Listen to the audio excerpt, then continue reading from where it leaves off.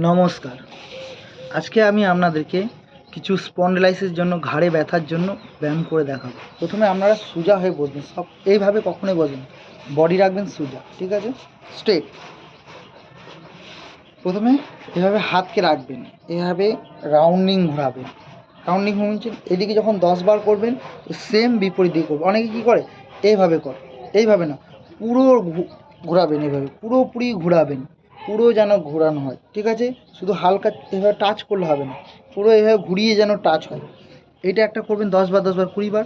তারপর হাতকে এভাবে লক করে নেবেন, দেখেন হাতকে এভাবে লক করে মাথার পিছনে এভাবে, মাথার পিছনে এইভাবে রাখবেন, নিয়ে একবার এইদিকে টানবেন প্রেসার দিয়ে, একবার এইভাবে টানবেন, ঠিক আছে।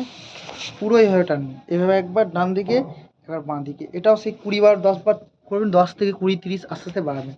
তারপর সব থেকে মেন জিনিস হচ্ছে ঘাড়ের জন্য ডাঁয়ে একবার ঘুরবেন, বাঁয়ে, উপরে আর নিচে। এটা করে নেওয়ার পর পুরো রাউন্ডিং ঘোরাবেন চোখ খুলে, চোখ বন্ধ করে না, চোখ খুলে। এটা হয়ে যাওয়ার পর মাথায় হাত রাখবেন, এভাবে পুরো হাতটাকে পিছনের দিকে নিয়ে যাবেন, দেখবেন এই কাঁধে প্রেসারটা পড়বে। এটা করবেন, কাঁধে ব্যথা, ঘাড়ে ব্যথা, স্পন্ডিলাইসিস আস্তে আস্তে অনেকটা আপনারা আরাম পাবেন।